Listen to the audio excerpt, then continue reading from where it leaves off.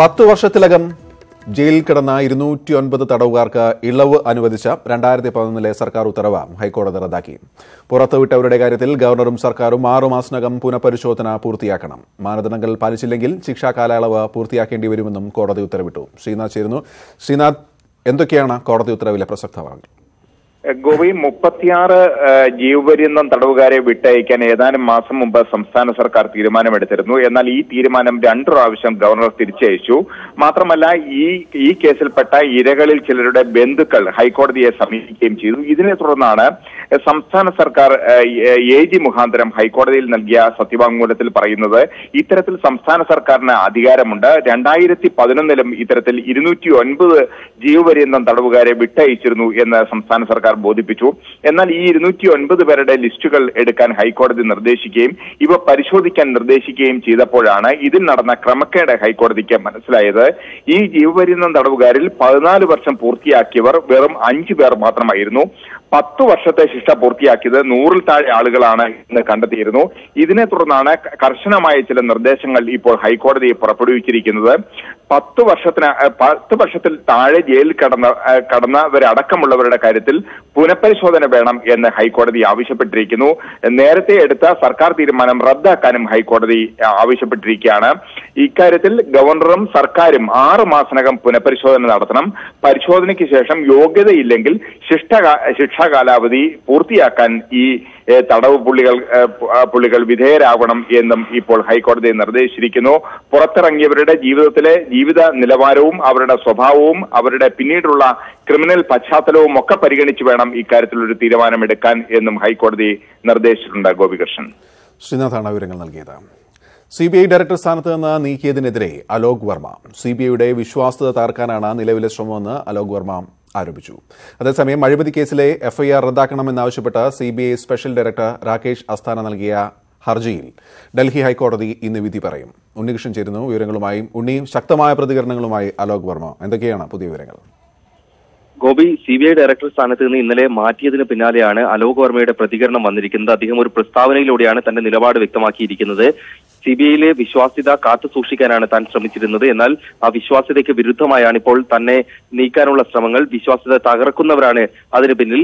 മാത്രമല്ല, തന്നോട് ശത്രുതാപരമായി പെരുമാറുന്ന ഒരു ഉദ്യോഗസ്ഥന്റെ വ്യാജ പരാതിയുടെ അടിസ്ഥാനത്തിലാണ് തന്നെ മാറ്റിയിരിക്കുന്നത്. CBI പോലുള്ള ഉന്നത അന്വേഷണ ഏജൻസികൾക്ക് സ്വാതന്ത്ര്യം ഉറപ്പാക്കാൻ കഴിയണമെന്നും അദ്ദേഹം ഈ പ്രസ്താവനയിൽ വ്യക്തമാക്കിയിട്ടുണ്ട്. ഏതായാലും അതേസമയം ഇദ്ദേഹത്തെ നീക്കാനുള്ള തീരുമാനത്തെ ശക്തമായി ന്യായീകരിക്കുകയാണ് കേന്ദ്ര സർക്കാരും BJPയും ഒക്കെ. CBC അന്വേഷണത്തിൽ പ്രശ്നങ്ങൾ കണ്ടെത്തിയ സാഹചര്യത്തിലാണ് അദ്ദേഹത്തെ മാറ്റാൻ പ്രധാനമന്ത്രിയും ഒപ്പം ജസ്റ്റിസ് AK സിക്രിയും അനുകൂല നിലപാട് സ്വീകരിച്ചതെന്നാണ് കേന്ദ്ര സർക്കാരിന്റെയും BJPയുടെയും വിശദീകരണം. കോൺഗ്രസ് ആകട്ടെ മറിച്ചുള്ള നിലപാട് സ്വീകരിക്കുകയുമാണ്. ഇന്നിപ്പോൾ CBIയിലെ സ്പെഷ്യൽ ഡയറക്ടർ രാകേഷ് അസ്താനയുടെ കേസിലും ഡൽഹി ഹൈക്കോടതിയിൽ നിന്ന് വിധി വരാൻ പോവുകയാണ്. അലോക് വർമ്മ CBI മേധാവിയായിരിക്കുന്ന സമയത്ത് രജിസ്റ്റർ ചെയ്ത അഴിമതി കേസ് റദ്ദാക്കണമെന്നാവശ്യപ്പെട്ടാണ് അസ്താന ഹൈക്കോടതിയെ സമീപിച്ചിട്ടുള്ളത്. ഈ കേസ് ഇന്ന് റദ്ദാക്കുകയാണെങ്കിൽ അസ്താനയ്ക്ക് അനുകൂലമായി കാര്യങ്ങൾ നീങ്ങും. ഒരുപക്ഷെ CBIയിലേക്ക് തന്നെ അദ്ദേഹം വീണ്ടും തിരിച്ചു വരാനും സാധ്യതയുണ്ട്. ഉണ്ണിയാണ് വിവരങ്ങൾ നൽകിയത്. KPC യോഗത്തിൽ AK ആന്റണി സംസാരിക്കുകയാണ്. തത്സമയ സംപ്രേഷണത്തിലേക്ക്. മീഡിയ സുഹൃത്തുക്കൾ എത്രയും വേഗം നടപ്പാക്കിയാൽ എനിക്ക് എൻ്റെ ബാക്കി പ്രസംഗം തുടരാൻ സാധിക്കും.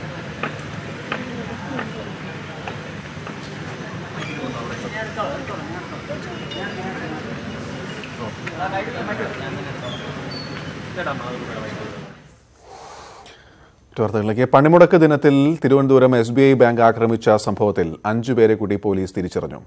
സർക്കാർ ജീവനക്കാരായ ശ്രീവത്സൻ, അനിൽ, ബിജുരാജ്, ബിജുകുമാർ, അജയ്കുമാർ എന്നിവരെയാണ് തിരിച്ചറിഞ്ഞത്. ഇടത് സംഘടനാ പ്രവർത്തകരാണിവർ. അക്രമവുമായി ബന്ധപ്പെട്ട് നേരത്തെ അറസ്റ്റിലായ 2 സർക്കാർ ജീവനക്കാർക്കെതിരെ ഇന്ന് അച്ചടക്ക നടപടി ഉണ്ടാവും. VV വിനോദ് ചേരുന്ന വിവരങ്ങളുമായി. വിനോദ്, 5 പേരെ കൂടി തിരിച്ചറിയുന്നു. ബാക്കിയുള്ളവർക്കെതിരെ അച്ചടക്ക നടപടി എന്തൊക്കെയാണ് ഏറ്റവും പുതിയ വിവരങ്ങൾ? ട്രഷറി വകുപ്പ് ജീവനക്കാരനായ ശ്രീവത്സൻ, PSCയിലെ ഉദ്യോഗസ്ഥനായ അനിൽകുമാർ, ഹെൽത്ത് ഡിപ്പാർട്ട്മെന്റിലെ ഉദ്യോഗസ്ഥൻ ബിജുരാജ്, പിന്നെ 2 ഉദ്യോഗസ്ഥരായ ബിനുകുമാർ, അജയ്കുമാർ, ഈ 2 പേരുടെയും ഡിപ്പാർട്ട്മെന്റുകൾ ഇതുവരെ തിരിച്ചറിയാനായിട്ടില്ല. ഏതായാലും ഈ 5 പേരെയും അക്രമത്തിൽ ഉൾപ്പെട്ടിട്ടുണ്ട് എന്ന കാര്യം പോലീസ് തിരിച്ചറിഞ്ഞിട്ടുണ്ട്. നേരത്തെ തന്നെ ഈ കേസുമായി ബന്ധപ്പെട്ട് 2 പേരെ അറസ്റ്റ് ചെയ്തിരുന്നു. പോലീസിന്റെ നടപടികൾ കാര്യക്ഷമമായി തന്നെ മുന്നോട്ട് പോകുന്നുണ്ട്. ബാങ്ക് അടിച്ചു തകർത്തതുമായി ബന്ധപ്പെട്ട് പിടിയിലായവരെല്ലാം തന്നെ ഇടത് സഹയാത്രികരാണ്, ഇടത് സർവീസ് സംഘടനയുമായി ചേർന്ന് പ്രവർത്തിക്കുന്നവരാണെന്ന വിവരം കൂടി പോലീസ് നൽകുന്നുണ്ട്. ഏതായാലും ശക്തമായ നടപടിയാണ് പോലീസിന്റെ ഭാഗത്തു നിന്നുണ്ടാകുന്നത്. രാഷ്ട്രീയ നേതൃത്വങ്ങൾ വ്യക്തമാക്കിയിരുന്നത് പണിമുടക്കുമായി ബന്ധപ്പെട്ട് ഏതെങ്കിലും തരത്തിലുള്ള അക്രമ സംഭവങ്ങൾ ഉണ്ടാകില്ല, ജനജീവിതം തടസ്സപ്പെടുത്തില്ല എന്ന തരത്തിലുള്ള ഉറപ്പുകൾ നൽകിയിരുന്നു. പക്ഷേ ഒറ്റപ്പെട്ടതെങ്കിലും ഇത്തരത്തിലുള്ള സംഭവങ്ങൾ ഉണ്ടായി. പ്രധാന സമരവേദിക്ക് സമീപത്തായിരുന്നു ഇത്തരത്തിൽ അടിച്ചു തകർക്കലുണ്ടായിരുന്നത്. ഏതായാലും കൂടുതൽ നിയമ നടപടിയുമായി മുന്നോട്ട് പോകാൻ തന്നെയാണ് ബാങ്കിന്റെയും തീരുമാനം. ഏതാണ്ട് 1.5 ലക്ഷം രൂപയുടെ നഷ്ടമാണ് പോലീസിനെ അറിയിച്ചിട്ടുള്ളത്. ഈ തുക നൽകിയില്ലെങ്കിൽ അറസ്റ്റ് ചെയ്യപ്പെട്ട റിമാൻഡിലായവർ ഉൾപ്പെടെ ജയിൽ ശിക്ഷ അനുഭവിക്കേണ്ട സാഹചര്യമുണ്ട്. ഏതായാലും രാഷ്ട്രീയമായ ഒരു പിന്തുണ ആദ്യഘട്ടത്തിൽ ഈ കേസിൽ പ്രതികളായവർക്ക് ലഭിക്കുന്നില്ല എന്ന് തന്നെ പറയാം. ഗോപി, വിനോദാണ് വിവരങ്ങൾ നൽകിയത്. ചരിത്രപ്രസിദ്ധമായ എരുമേലി പേട്ടതുള്ളൽ തുടങ്ങി. രാവിലെ അമ്പലപ്പുഴ സംഘവും ഉച്ചയ്ക്ക് ശേഷം ആലങ്ങാട് സംഘവുമാണ് പേട്ട തുള്ളുന്നത്. മകരവിളക്കിന് 3 ദിവസം മാത്രം ശേഷിക്കെ സന്നിധാനത്ത് ഭക്തജന തിരക്ക് വർദ്ധിക്കുകയാണ്. സന്നിധാനത്തെയും പരിസര പ്രദേശങ്ങളിലെയും ക്രമീകരണങ്ങൾ ഹൈക്കോടതി നിയോഗിച്ച മേൽനോട്ട സമിതി ഇന്ന് വിലയിരുത്തും. ശ്യാം ദേവരാജ് എരുമേലിയിൽ നിന്നും ചേരുന്നു. ശ്യാം, എത്തരത്തിലാണ് ക്രമീകരണങ്ങൾ, എത്തരത്തിലാണ് പേട്ടതുള്ളൽ പുരോഗമിക്കുന്നത്? 2 സംഘങ്ങളായാണ് എരുമേലി പേട്ട തുള്ളുന്നത്. അമ്പലപ്പുഴ സംഘവും ആലങ്ങാട് സംഘവും. ഇതിൽ അമ്പലപ്പുഴ സംഘമാണ് ആദ്യം എത്തുന്നത്. എരുമേലി പേട്ട തുള്ളാണ് എത്തുന്നത്. അമ്പലപ്പുഴ സംഘം ഇപ്പോൾ കൊച്ചമ്പലത്തിനുള്ളിലാണ്, ശ്രീ ധർമ്മശാസ്ത്ര ക്ഷേത്രത്തിനുള്ളിലാണ്. പേട്ട ശ്രീ ധർമ്മശാസ്ത്ര ക്ഷേത്രത്തിലാണ്. ഇവർ അല്പസമയത്തിനകം വാവര് പള്ളിയിലേക്ക് ഇറങ്ങും. വാവരെ ദർശിച്ച ശേഷം വാവരുടെ പ്രതിനിധിയുമായി വലിയമ്പലത്തിലേക്ക് എരുമേലി ധർമ്മശാസ്ത്ര ക്ഷേത്രത്തിലേക്ക് പോവുകയും ചെയ്യും. അവർ ഇപ്പോൾ പേട്ട തുള്ളുന്ന ദൃശ്യങ്ങളാണ് നമ്മളിപ്പോൾ കാണുന്നത്. ഇവർ അമ്പലപ്പുഴ കളത്തിൽ സമൂഹപരിയും കളത്തിൽ സംഘമാണ് അമ്പലപ്പുഴ സംഘം പേട്ടതുള്ളാണ്. ഇതിൽ ഏറ്റവും ഇവർ വാവരെ പള്ളിയിലെത്തി വാവരുടെ പ്രതിനിധിയിൽ നിന്ന് വലിയമ്പലത്തിലേക്ക് പോകും. അതിനുശേഷം ഉച്ചയ്ക്ക് ശേഷമാണ് ആലങ്ങാട് സംഘത്തിന്റെ പേട്ടതുള്ളൽ. ആലങ്ങാട് സംഘത്തിന്റെ പേട്ടതുള്ളൽ 3 മണിയോടുകൂടിയാണ് നടക്കുക. ആകാശത്ത് നക്ഷത്രം തെളിയുന്ന സമയത്താണ് ആലങ്ങാട് സംഘത്തിന്റെ പേട്ടതുള്ളൽ. കൊച്ചമ്പലത്തിൽ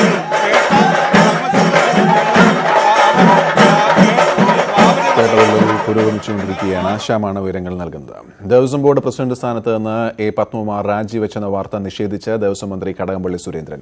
രാജിവെച്ചെന്നുള്ള വാർത്ത ദുഷ്പ്രചരണമാണ്. അത്തരം വാർത്തയിൽ വസ്തുതയില്ല. മകരവിളക്ക് പ്രവർത്തനവുമായി ബന്ധപ്പെട്ട ഒരുക്കങ്ങൾ പൂർത്തിയായെന്നും മന്ത്രി തിരുവനന്തപുരത്ത് പറഞ്ഞു. അനാവശ്യമായിട്ടുള്ള ദുഷ്പ്രചരണമാണ് നടക്കുന്നത്. എരുമേലിയിലെ പ്രവർത്തനങ്ങൾ എന്തൊക്കെയാണെന്ന് പരിശോധിച്ച് അതിന്റെ ക്രമീകരണങ്ങൾ വിലയിരുത്തുന്നതിന് വേണ്ടിയിട്ട് എരുമേലിയിലുണ്ട്. വെറുതെ പറയുന്നതാണ്. തിരുവിതാംകൂർ ദേവസ്വം ബോർഡ് പ്രസിഡന്റ് സ്ഥാനത്ത് കാലാവധി പൂർത്തിയാക്കുമെന്ന് എ പത്മകുമാർ. പ്രസിഡന്റ് സ്ഥാനത്ത് നിന്നും താൻ മാറണമെന്നത് ചിലരുടെ ആഗ്രഹം മാത്രമാണ്. രാജിക്കത്ത് നൽകിയെന്ന പ്രചരണം ഈ ആഗ്രഹത്തിന്റെ ഭാഗമാണെന്നും അത് നടക്കില്ല എന്നും പത്മകുമാർ എരുമേലിയിൽ പറഞ്ഞു. 3-4 ദിവസം കൂടെ ഉണ്ട് മകരവിളക്കിന്. നാളെ പന്തളത്ത് നിന്ന് നമ്മുടെ തിരുവാഭരണം ഏറ്റുവാങ്ങിച്ച് അതിനോടൊപ്പം ഞാനുണ്ടാവും. മകരവിളക്കിന് ഞാനുണ്ടാവും. നവംബർ 14-ാം തീയതിയാണ് എൻ്റെ കാലാവധി തീരുന്നത്. അതുവരെ ഉണ്ടാവുമെന്നാണ് എൻ്റെ വിശ്വാസം.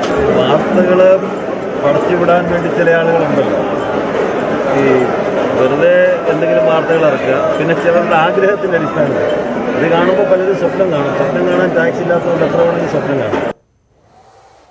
മുഖ്യമന്ത്രിയും സംസ്ഥാന സർക്കാരും ജനങ്ങളെ തമ്മിലടുപ്പിക്കുകയാണെന്ന് പ്രതിപക്ഷ നേതാവ് രമേശ് ചെന്നിത്തല. സർക്കാർ വർഗീയ ധ്രുവീകരണം ഉണ്ടാക്കുന്നു. കേരളത്തെ ചെകുത്താന്റെ നാടാക്കി മാറ്റാൻ RSSും CPMും ശ്രമിക്കുന്നുവെന്നും ചെന്നിത്തല തിരുവനന്തപുരത്ത് പറഞ്ഞു. ജനങ്ങളെ ഒരുമിച്ച് കൊണ്ടുപോകാൻ ബാധ്യസ്ഥമായ സംസ്ഥാന സർക്കാരും മുഖ്യമന്ത്രിയും ജനങ്ങളെ തമ്മിലടിപ്പിക്കുന്ന കാഴ്ചയാണ് നമ്മൾ കണ്ടുകൊണ്ടിരിക്കുന്നത്. ഒരു ഭരണകൂടത്തിലും ചേർന്ന നടപടിയല്ല ഇടതുമുന്നണി ഗവൺമെന്റ് കൈക്കൊണ്ടുകൊണ്ടിരിക്കുന്നത്. കേരളത്തിലെ ജനങ്ങളെ കബളിപ്പിക്കുന്ന ഒരു സർക്കാരാണ് ഇവിടെ ഉള്ളത്. കേരളത്തിലെ ജനങ്ങളെ വഞ്ചിച്ച ഒരു ഗവൺമെന്റാണ് ഇവിടെ ഉള്ളത്. ശബരിമലയിൽ ധാരാളം സ്ത്രീകൾ ദർശനം നടത്തിയിട്ടുണ്ടെന്ന് മന്ത്രി എം എം മണി. സ്ത്രീകൾ ഇനിയും മല കയറും. പോലീസ് അവർക്ക് സുരക്ഷ ഉറപ്പാക്കുമെന്നും മന്ത്രി കൊട്ടാരക്കരയിൽ പറഞ്ഞു. സ്ത്രീകൾ ഒരുപാട് പോയിട്ടുണ്ടെന്ന് അവിടെ തമിഴ്നാട്ടിൽ നിന്നും ആന്ധ്രയിൽ നിന്നും എല്ലാം ഈ കേരളത്തിൽ നിന്നെല്ലാം ഒരുപാട് സ്ത്രീകൾ പോയിട്ടുണ്ട്. ഈ സ്ത്രീകളുടെ പ്രായമൊക്കെ അളക്കാനുള്ള യന്ത്രം വല്ലതും ഉണ്ടോ?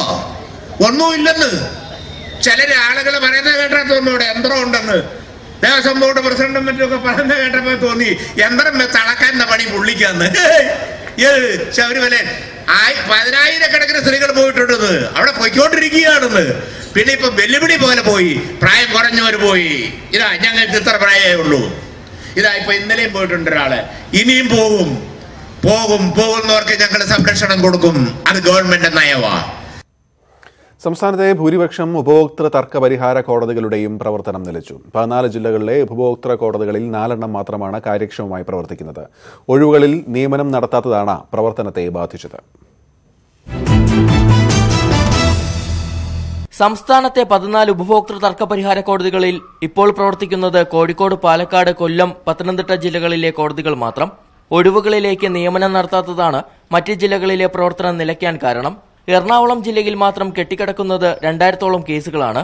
ജില്ലാ ജഡ്ജിക്ക് തുല്യമായി യോഗ്യതയുള്ള പ്രസിഡന്റും 2 അംഗങ്ങളും അടങ്ങുന്നതാണ് സമിതി. എറണാകുളത്ത് ജില്ലാ പ്രസിഡന്റ് ഉണ്ടെങ്കിലും മറ്റ് 2 അംഗങ്ങളുടെ തസ്തിക ഒഴിഞ്ഞുകിടക്കുകയാണ്. ജില്ലാ പ്രസിഡന്റ് ഒഴികെയുള്ള 2 അംഗങ്ങളുടെ നിയമനം രാഷ്ട്രീയ അടിസ്ഥാനത്തിലാണ് നടക്കാറുള്ളത്.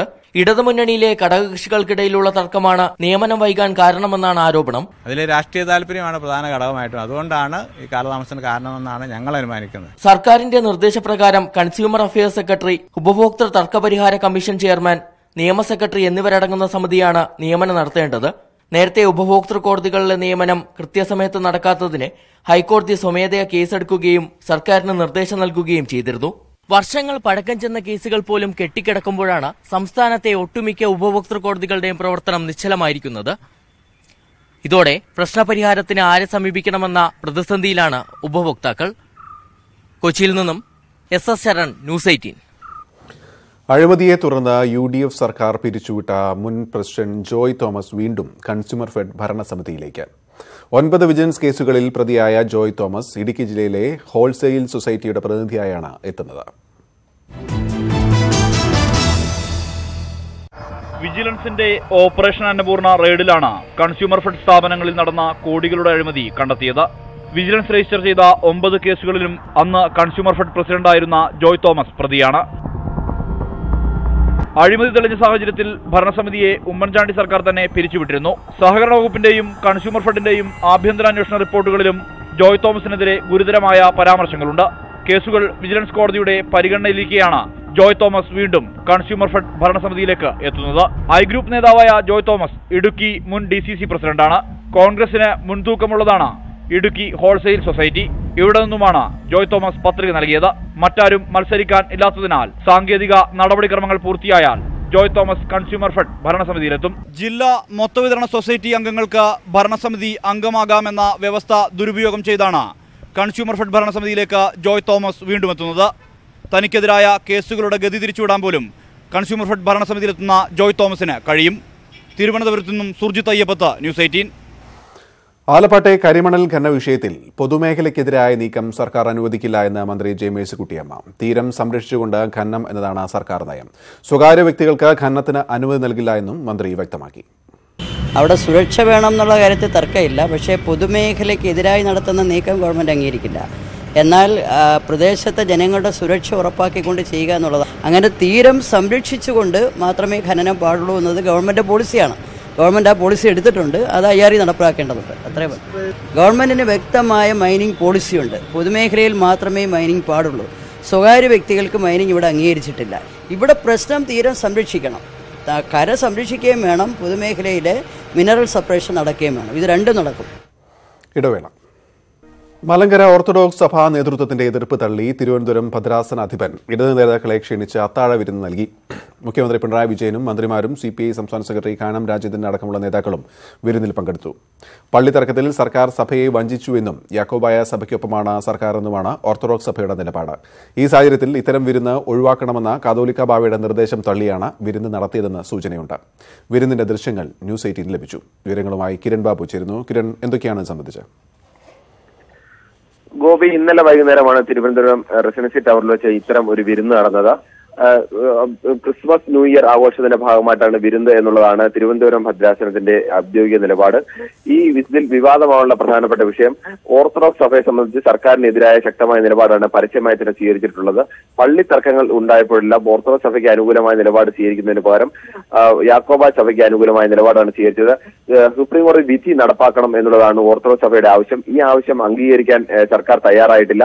ഇതിനെതിരെ സഭ പ്രമേയം തന്നെ പാസാക്കിയിരുന്നു. സർക്കാർ നിലപാടിന് ഗവൺമെന്റിനെതിരെ പരസ്യമായ പ്രമേയം പാസാക്കിയതിനിടയിലാണ് തിരുവനന്തപുരം ഭദ്രാസനാധിപൻ ഇങ്ങനെ ഒരു വിരുന്ന് സംഘടിപ്പിച്ചതിലേക്ക് സർക്കാരിന് മുഖ്യമന്ത്രി അടക്കമുള്ള ഇടതു നേതാക്കളെ ക്ഷണിച്ചിരിക്കുന്നത്. ഇതിനെതിരെ ബാവയടക്കം ഇത്തരം ഒരു നീക്കത്തിലേക്ക് പോകരുത് എന്നുള്ള നിർദ്ദേശം നൽകിയിരുന്നു. സഭയുടെ പൊതുവികാരവും സർക്കാരിനെതിരായിരുന്നു. അത് പരസ്യമായി തന്നെ പ്രകടിപ്പിക്കുകയും ചെയ്തിരുന്നു. ആ സാഹചര്യത്തിൽ ഇത്തരം ഒരു വിരുന്ന് നടത്തിയത് സഭാവിശ്വാസികളുടെ വികാരത്തിനെതിരാണ് എന്നുള്ളതാണ് പ്രധാനപ്പെട്ട വിഷയം. എന്നാൽ ഇതിനെ തള്ളിക്കൊണ്ടാണ് പൂർണ്ണമായും ഗബ്രിയേൽ മാർ ഗ്രിഗോറിയസ് ഇത്തരം ഒരു വിരുന്ന് തിരുവനന്തപുരത്ത് സംഘടിപ്പിച്ചത്. ഇതാണ് ഇപ്പോൾ വിവാദത്തിന് കാരണമായിരിക്കുന്നത്. കിരണാണ് വിവരങ്ങൾ നൽകിയത്. ലോക്സഭാ തെരഞ്ഞെടുപ്പിന്റെ അവസാന വട്ട ഒരുക്കങ്ങൾക്കായി BJP ദേശീയ കൌൺസിൽ യോഗം ഇന്ന് ഡൽഹിയിൽ ആരംഭിക്കും. രാജ്യത്തിന്റെ വിവിധ ഭാഗങ്ങളിൽ നിന്നുള്ള 12,000-ഓളം പ്രതിനിധികൾ 2 ദിവസം നീണ്ടു നിൽക്കുന്ന കൌൺസിലിൽ പങ്കെടുക്കും. കേരളത്തിൽ നിന്ന് 200-ഓളം പ്രതിനിധികളാണ് യോഗത്തിൽ പങ്കെടുക്കുന്നത്. വിവരങ്ങളുമായി KP അഭിലാഷ് ഇരുന്ന്. അഭിലാഷ്, എപ്പോഴാണ് യോഗം തുടങ്ങുക? എത്തരത്തിലാണ് മുന്നൊരുക്കങ്ങൾ ചർച്ചയാവുന്നത്?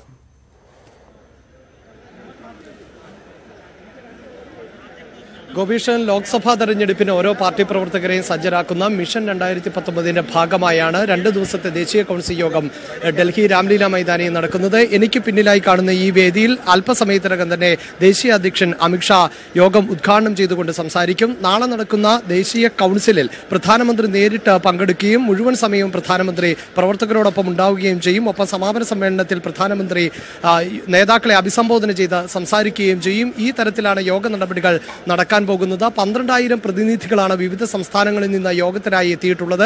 കേരളത്തിൽ നിന്ന് 200-ൽ പരം പ്രവർത്തകർ ഇപ്പോൾ തന്നെ എത്തിയിട്ടുണ്ട്. ഓരോ ലോക്സഭാ മണ്ഡലത്തിന്റെയും ചുമതലയുള്ള പ്രവർത്തകർ, ഒപ്പം ഓരോ സംസ്ഥാനത്തെയും BJP മുഖ്യമന്ത്രിമാർ, മറ്റു മന്ത്രിമാർ, കേന്ദ്രമന്ത്രിമാർ ഉൾപ്പെടെയുള്ളവരാണ് 2 ദിവസത്തെ കൌൺസിലിൽ പങ്കെടുക്കുന്നത്. ഓരോ സംസ്ഥാനങ്ങളിലെയും വിഷയങ്ങൾ പ്രത്യേകമായി ഈ കൌൺസിൽ ചർച്ച ചെയ്യുകയും ചെയ്യും. ഒപ്പം ലോക്സഭാ തെരഞ്ഞെടുപ്പിന് അനുകൂലമാകുന്ന ഘടകങ്ങൾ, സഖ്യസാധ്യതകൾ ഉൾപ്പെടെയുള്ളവ ചർച്ച ചെയ്യുന്നുണ്ട്. ഇന്ന് തന്നെ ഉത്തർപ്രദേശിൽ BSPയും SP-യും തമ്മിൽ സഖ്യത്തിനുള്ള സാധ്യതകൾ ഏറ്റവും ഒടുവിൽ എത്തി നിൽക്കുമ്പോൾ ഇത്തരം പ്രതിപക്ഷ നിരയിലുണ്ടാവുന്ന സഖ്യങ്ങൾ, ഓരോ സംസ്ഥാനത്തെയും സഖ്യങ്ങൾ ഏത് നിലയിലായിരിക്കും തെരഞ്ഞെടുപ്പിനെ സ്വാധീനിക്കുക? ഒപ്പം പാർലമെന്റിന്റെ ശീതകാല സമ്മേളനം കഴിഞ്ഞ ദിവസമാണ് സമാപിച്ചത്. ഏറ്റവും പ്രധാനപ്പെട്ട ഒന്നായി ഉയർത്തിക്കാണിക്കുന്നത് സാമ്പത്തിക സംവരണ ബിൽ പാസാക്കാൻ സാധിച്ചു എന്നുള്ളതാണ്. മുത്തലാഖ് ബിൽ രാജ്യസഭയിൽ അവതരിപ്പിക്കാൻ സാധിച്ചില്ല എങ്കിൽ പോലും വീണ്ടും ഓർഡിനൻസ് ഇറക്കുന്നതിന് കേന്ദ്ര സർക്കാർ അനുമതി നൽകുകയും ചെയ്തിട്ടുണ്ട്. ഇത്തരത്തിൽ രാഷ്ട്രീയമായി എന്തൊക്കെ സാഹചര്യങ്ങളാണ് ഇപ്പോൾ അനുകൂലമായിട്ടുള്ളത്, ഓരോ സംസ്ഥാനങ്ങളെയും ബാധിക്കുന്ന വിഷയങ്ങൾ എന്തൊക്കെ എന്നുള്ളത് സമഗ്രമായി ചർച്ച ചെയ്യപ്പെടുന്ന സാഹചര്യമുണ്ട്. കേരളത്തെ സംബന്ധിച്ചിടത്തോളം ശബരിമല വിഷയവുമായി ബന്ധപ്പെട്ട് കഴിഞ്ഞ ദിവസങ്ങളിൽ ഉണ്ടായിട്ടുള്ള അക്രമ സംഭവങ്ങൾ, CPIM RSS തർക്കം ഉൾപ്പെടെയുള്ള വിഷയങ്ങൾ ഒരുപക്ഷെ അമിത്ഷാ ഉദ്ഘാടന സമ്മേളനത്തിലടക്കം പ്രതിപാദിച്ചേക്കുമെന്ന സൂചനകൾ ലഭിക്കുന്നുണ്ട്. പക്ഷെ നമുക്കത് സ്ഥിരീകരിക്കാൻ സാധിക്കില്ല. എന്തായാലും വലിയ ഒരുക്കങ്ങൾ നേരത്തെ തന്നെ ആരംഭിച്ചിരുന്നു. പ്രത്യേകിച്ച് 17 പാനലുകൾ BJP തയ്യാറാക്കിയിരുന്നു. ഓരോ പാനലിലും പ്രധാനപ്പെട്ട മന്ത്രിമാർക്ക് തന്നെ, മുതിർന്ന നേതാക്കൾക്ക് തന്നെ ചുമതലയും നൽകിയിരുന്നു. തെരഞ്ഞെടുപ്പ് പത്രിക തയ്യാറാക്കുന്നത് മുതൽ ബൈക്ക് റാലികൾ സംഘടിപ്പിക്കുന്നതുവരെ ഓരോ പ്രവർത്തനങ്ങൾക്കും ഓരോ സമിതികൾ രൂപീകരിച്ചു കഴിഞ്ഞിരുന്നു. ഇതിന്റെ തുടർച്ചയെന്ന വണ്ണമാണ് ഇപ്പോൾ ദേശീയ കൌൺസിൽ നടക്കുന്നത്. 2014 ലോക്സഭാ തെരഞ്ഞെടുപ്പിൽ നിന്ന് വ്യത്യസ്തമായ സാഹചര്യമാണ് ഇപ്പോഴുള്ളത് എന്ന യാഥാർത്ഥ്യത്തെ ഉൾക്കൊള്ളുന്നുമുണ്ട് BJP. ആ നിലയിൽ 200 സീറ്റെങ്കിലും വരുന്ന ലോക്സഭാ തെരഞ്ഞെടുപ്പിൽ നേടുക എന്ന ലക്ഷ്യത്തോടുകൂടി ചിട്ടയായ പ്രവർത്തനങ്ങൾ കാഴ്ചവെക്കേണ്ടതുണ്ട് എന്ന ഒരു നിരീക്ഷണത്തിന്റെ അടിസ്ഥാനത്തിൽ കൂടിയാണ് BJP ദേശീയ കൌൺസിൽ ആരംഭിക്കുന്നത്. 12,000-ഓളം വരുന്ന പ്രതിനിധികൾ ഇപ്പോൾ തന്നെ യോഗത്തിൽ എത്തിക്കഴിഞ്ഞിരിക്കുന്നു. ഓരോ സംസ്ഥാനത്ത് നിന്നും എത്തിയിട്ടുണ്ട്. കേരളത്തിൽ നിന്ന് 200-ലധികം പ്രതിനിധികളാണ് 2 ദിവസം നടക്കുന്ന ദേശീയ കൌൺസിലിൽ പങ്കെടുക്കുന്നത്. ഗോപികൃഷ്ണൻ. ശരി അഭിലാഷ്. ശരണവഴി. പരിമിതികൾ അതിജീവിച്ച് കർണാടക സ്വദേശി നാഗപ്പ തുടർച്ചയായ 12ാം തവണയും മലകയറി. അരയ്ക്ക് കീഴെ സ്വാധീനമില്ലാത്ത നാഗപ്പ പരമ്പരാഗത കാനനപാതയിലൂടെ സഞ്ചരിച്ചാണ് സന്നിധാനത്തെത്തിയത്. കല്ലുമുള്ളും കാലിക്കുമെത്തയാക്കിയാണ് 12ാം തവണയും നാഗപ്പ അയ്യപ്പ ദർശനം നടത്തിയത്. അരയ്ക്ക് കീഴെ സ്വാധീനമില്ലാത്ത നാഗപ്പ ഇരു കൈകളും കൊണ്ട് വശങ്ങളിൽ അമർത്തി ശരീരമുയർത്തിയാണ് പരമ്പരാഗത പാത കടന്ന് സന്നിധാനത്തെത്തിയത്. പമ്പയിൽ നിന്ന് സന്നിധാനത്തേക്കുള്ള യാത്ര കഠിനമായിരുന്നു. എന്നാൽ വൈകല്യങ്ങൾ അതിജീവിച്ച് 6 മണിക്കൂർ കൊണ്ട് നാഗപ്പ സന്നിധാനത്തെത്തി. പമ്പ മുതൽ അല്പാൽപം നിരങ്ങി നീങ്ങിയാണ് നാഗപ്പ കഠിനമായ മലകയറ്റം പൂർത്തിയാക്കിയത്. അയ്യപ്പന്റെ അനുഗ്രഹമാണ് തുടർച്ചയായ 12ാം തവണയും മല കയറാൻ പ്രാപ്തനാക്കിയതെന്ന് നാഗപ്പ സാക്ഷ്യപ്പെടുത്തി.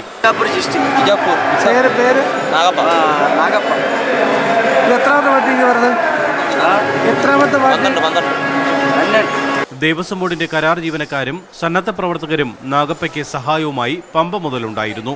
അചഞ്ചലമായ അയ്യപ്പ ഭക്തി 13ാം വർഷവും സന്നിധാനത്ത് എത്തിക്കുമെന്ന പ്രതീക്ഷയോടെയാണ് നാഗപ്പ മലയിറങ്ങിയത്. ന്യൂസ് 18 സന്നിധാനം. ജലക്ഷാമത്തെ തുടർന്ന് പാലക്കാട് ജില്ലയിൽ നെൽകൃഷി പ്രതിസന്ധിയിൽ. ജില്ലയിലെ പ്രധാന ജലസേചന പദ്ധതികൾ വഴി മുഴുവൻ പാടശേഖരങ്ങളിലും വെള്ളം എത്താത്തതാണ് പ്രതിസന്ധിക്ക് കാരണം.